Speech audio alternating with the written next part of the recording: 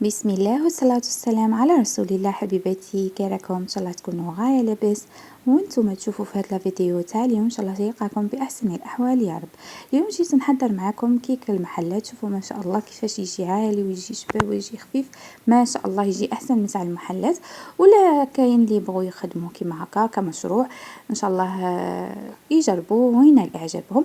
هنايا في ريسيبيون راحوا نشوفوا المقادير تاع الوصفه تاعنا.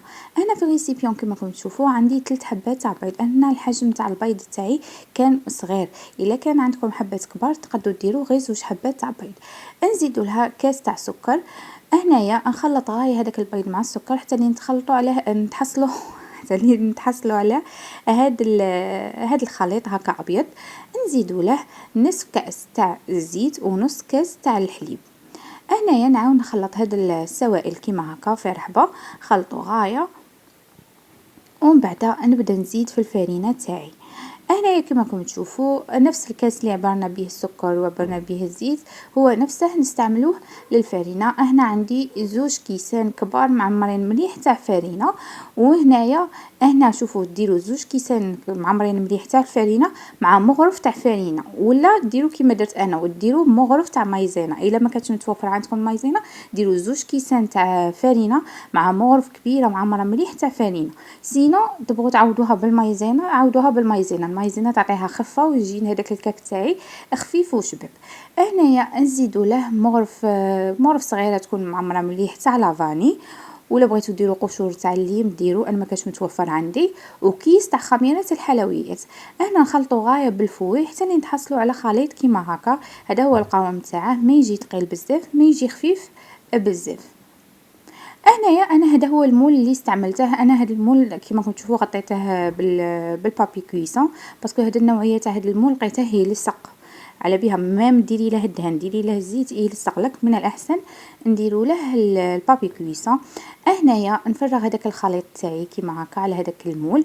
وهنايا الفوغ تاعي ما نشعلوهش حتى اللي ندخلوا. شوفوا اي كيك تبغوا تستعملوا الفوغ ما تشعلوهش ما قبل، حتى اللي ديروا الخليط تاعكم تاع الكيك في المول عاده وتدخلوه للفوغ عاد تشعلي الفوغ. من الاحسن ما تحليش عليه كاع الفوغ حتى اللي تفوت واحد 20 دقيقه كيما هكا وبديت تطلع عليه.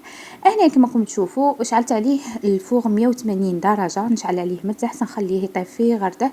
ومن بعد كي نشوفوه بدا يطلع وتحمر لنا من تحت هنايا نشعلوا عليه من الفوق. هنا كنت لاهيه مع بنتي خليتها حتى لي نحرق من الفوق. شوفوا كيفاش يجي ما شاء الله، يجي شباب ويجي عالي ما شاء الله. وهنايا كتزيين انايا هنايا درت له شويه تاع كونفيتور تاع المشمش ولا اي كونفيتور يكون عندكم ولا عسل، المهم كيما تبغوا.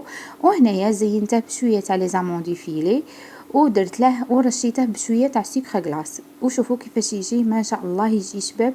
ان شاء الله تجربوه وينال اعجابكم. هنا كيما قلت لكم يجي والله لا يجي احسن تاع المحلات. شفتوا تاع المحلات كيفاش يجي ناشف تقولوا سبحان الله تفوتيه بالقهوه ويجي ناشف. بصح هذا تاع الدار حاجه نقيه وحاجه شابه وسهله وما يديش منا بزاف مقادير وما يديش منا بزاف وقت. شوفوا ما شاء الله هذا هو الكيك تاعي. شوفوا كيفاش يجي ان شاء الله ينال اعجابكم. وإلا عجبكم حبيباتي ما تنسونيش بجام، واللي ما همش مشتركين في القناه يشتركوا. بغيت نوضح لكم معلومه بالنسبه لي راهم مشتركين معايا من قبل وراهم يعرفوني.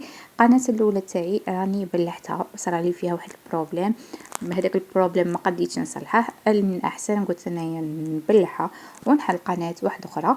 ان شاء الله هذه القناه تلقى تفاعل وكما راكم تشوفوا راني عاد كي بديت وغادي ان شاء الله ندير لكم وصفات يكونوا شابين، وصفات ناجحين ان شاء الله اللي يعجبوكم وينالوا اعجابكم. نتوما ما تنسونيش غير بالجامات واللايكات والتفاعل ان شاء الله. حبيباتي نتلاقاو في وصفات اخرى ان شاء الله. سلام.